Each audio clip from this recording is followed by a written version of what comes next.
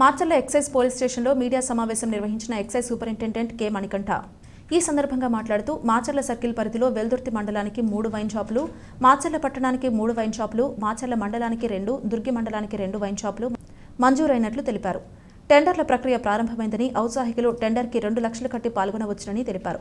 ఇప్పటికే Macherla town 1, rural 5, Veldurthi 3, Durgi 8 టెండర్లు రావడం జరిగిందని తెలిపారు.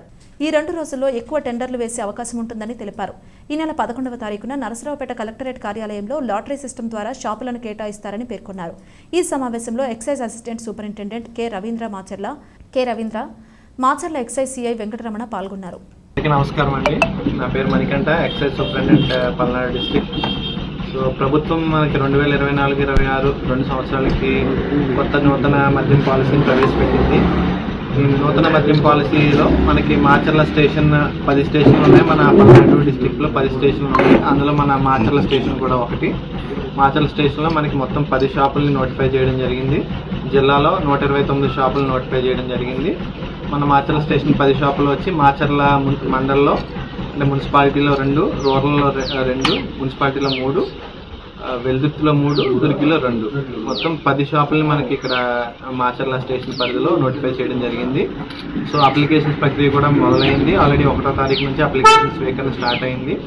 ఈరోజు మనకి 9వ తారీఖు ఆఖరి తేదీ. 9వ తారీఖు సాయంత్రం 5 గంటల వరకు అప్లికేషన్స్ అన్ని బోత్ ఆన్లైన్, ఆఫ్లైన్ పద్ధతిలో దరఖాస్తులు స్వీకరిస్తాము.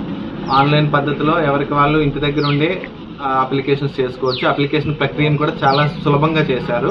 జస్ట్ వాళ్ళ పేరు, ఫోన్ నెంబరు ఎంటర్ చేసి రిజిస్టర్ అవ్వచ్చు. ఒక ఐడి ప్రూఫ్, ఆధార్ కానీ, పాన్ కార్డ్ కానీ, డ్రైవింగ్ లైసెన్స్ కానీ ఒక ఐడి ప్రూఫ్ యూజ్ చేసుకుని వాళ్ళు ఈజీగా రిజిస్టర్ అవ్వచ్చు. రిజిస్టర్ అయిన తర్వాత వాళ్ళు ఆన్లైన్లో 2 లక్షలు పే చేసుకోవచ్చు, లేదంటే చలానా డౌన్లోడ్ చేసుకోవచ్చు, లేదా డీడీ ద్వారా ఆఫ్లైన్ పద్ధతిలో డీడీ ద్వారా కూడా పే చేయొచ్చు. సో పేమెంట్ ప్రక్రియలకి ఆ 2 లక్షల license application fee non refundable. ఆ నాన్ రీఫండబుల్ 2 లక్షల అప్లికేషన్ ఫీకి ఈ ఏ పద్ధతుల్లో అంటే ఆ నెట్ బ్యాంకింగ్, ఇంటర్నెట్ బ్యాంకింగ్ కానీ, డీడీ కానీ, చలానా అయితే ఎస్బీఐలో పే చేయాల్సి ఉంటుంది. లేదా సిటిజన్ చలానా కూడా వాళ్ళంతటి వాళ్ళు సిటిజన్ చలానా కూడా రేస్ చేసుకుని పే చేస్తాము. ఈ ప్రక్రియ పూర్తయిన వెంటనే మనకి నాటుసారా, గాంజాయి అది చెప్తున్నారు కానీ చర్యలు సమయం అయిపోతారు, ఏం లేవు. ఇప్పుడు చూసినా కూడా అవుతుంది. ఖచ్చితంగా ఇక్కడ ఉన్న సమస్యలన్నీ నేను ఖచ్చితంగా మళ్ళీ అనాలిసిస్ చేస్తాను. ఎక్కడెక్కడ మనకి మీరు అన్నట్టు గాంజా, నాటుసారా ఎక్కడెక్కడ ఉందో. ప్రభుత్వం కూడా నవోదయం 2.0ని స్టార్ట్ చేస్తుంది. యాక్చువల్ అక్టోబర్ 2 నుంచి స్టార్ట్ అవ్వాలి, బట్ ఈ అప్లికేషన్స్ ప్రక్రియలు అన్నీ ఉన్నాయని ప్రస్తుతానికి పోస్ట్పోన్ చేశారు. త్వరలోనే ఒకవేళ ఏమైనా కంప్లైంట్ ఇచ్చినప్పుడు ఖచ్చితంగా వాళ్ళని డెక్కన్ ఆపరేషన్స్ మీకు వీడియోస్ కూడా రికార్డ్ చేసి మరి యాక్షన్ తీసుకుంటారు. లక్కీ డ్రాలో ఫస్ట్ లాటరీలో ఒక అప్లికేషన్ తీస్తాం. దాంతోపాటు ఇంకొక 2 రిజర్వ్ అప్లికేషన్స్ కూడా తీస్తారు. అంటే రిజర్వ్ ఇన్ కేసు ఒక పర్సన్ని వచ్చిన అతను కనుక పే చేయకపోతే రిజర్వ్ వాళ్ళకి నెక్స్ట్ వాళ్ళకి అలర్ట్ చేస్తారు షాప్. లేదు ఒకటే అప్లికేషన్ వచ్చిందంటే కనుక ఆ applicant deemed to be selected. ఇప్పుడు కూడా ఒకవేళ పే చేయకపోతే కనుక వాళ్ళు మళ్ళీ నోటిఫై చేయాల్సి ఉంటుంది. షాప్ చేయడం జరిగింది.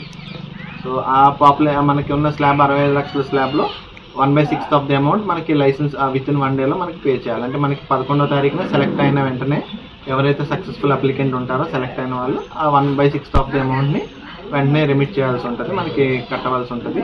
రిమైనింగ్ అమౌంట్ 2 మంత్స్కి ఒకసారి మనకి షిఫ్ట్స్ కింద మొత్తం 6 ఇన్స్టాల్మెంట్స్లో మొత్తం అమౌంట్ని కట్టవలసి ఉంటుంది. Thank you.